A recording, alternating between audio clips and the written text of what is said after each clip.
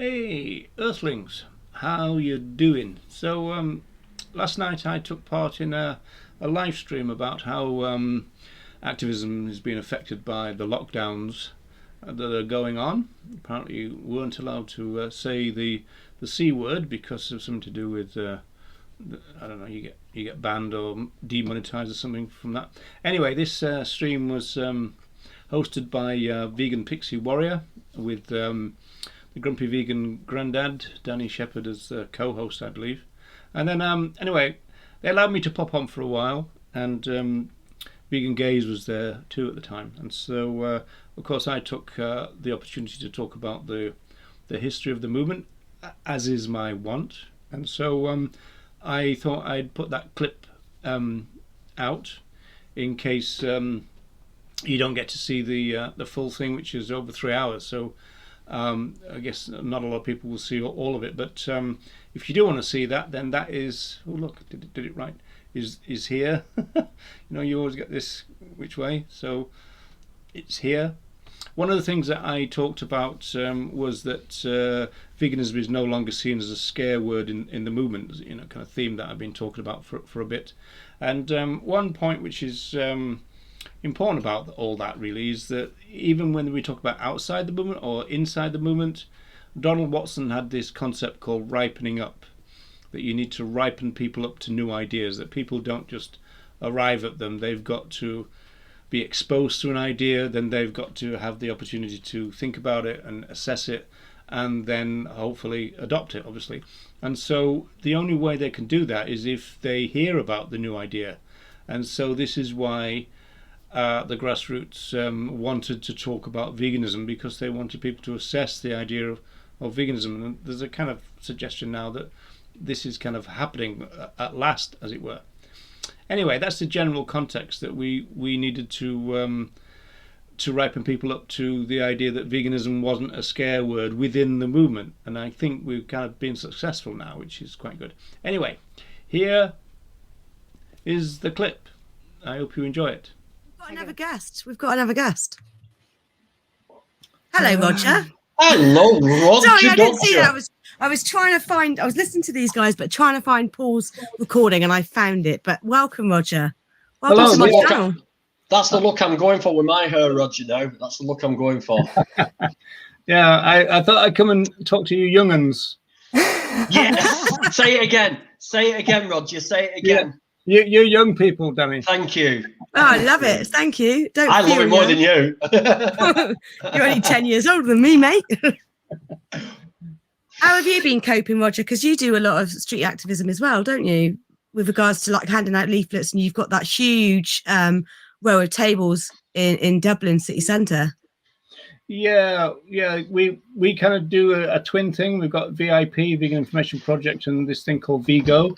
It's called Vegan Education on the Go, and that's run out of the Back into Daylight Animal Sanctuary. And so we've got like three events a week. So we do like 5 hours on a Sunday and 3 hours on I think it was a Wednesday, and then on a Thursday.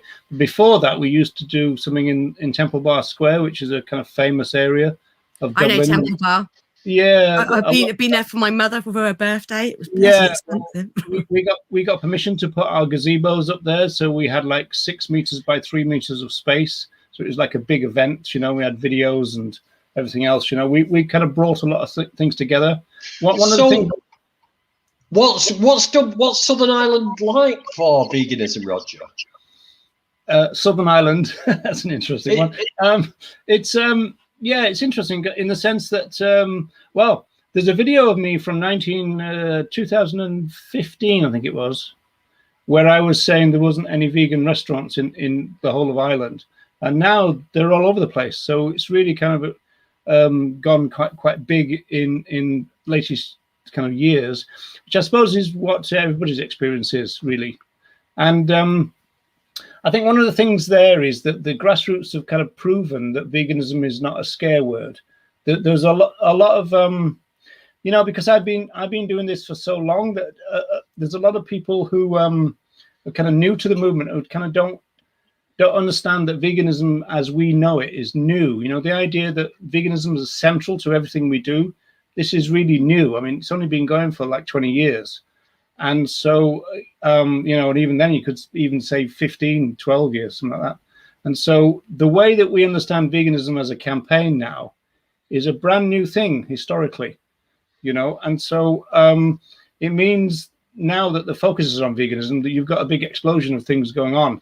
And a lot of that is the fact that the grassroots proved to the rest of the movement that veganism wasn't a scare word. You used to actually have people telling people not to use the word veganism. Still got that now. I see that all the time now. People going, "Oh, don't say veganism. It should be anti-speciesist, not veganism." But I'm not sure. I mean, I've only been vegan for 3 years, but I agree anti-speciesist is a thing. Definitely, 100%. I am anti-speciesism. But I think that veganism we shouldn't be afraid to use that word either. I'm proud to be vegan. The thing is, I mean, the problem with veganism now is the fact that it's been kind of appropriated a little bit. And so you've got veganism as a diet type thing. And it's not helped by the fact that the vegan society is not very radical now compared with the people who started it. So if you go back to 1944 and the people who started our movement, they were kind of revolutionaries. They were kind of anti-authoritarian, they were anti-establishment. And they kind of looked like kind of English gentle persons, but they actually had some very radical ideas. I mean, let's face it, the vegan movement was started during the Second World War.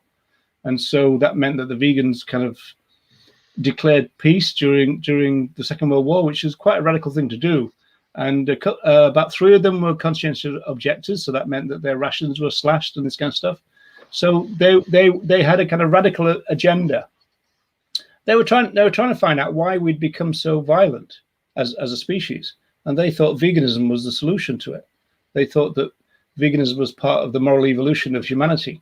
So they thought that veganism could save humanity. The problem now is that a lot of people think of veganism as a diet. So I think a lot of people have moved to anti-speciesism, this kind of idea, in order to get away from the confusion that there is a little bit now in terms of what veganism means.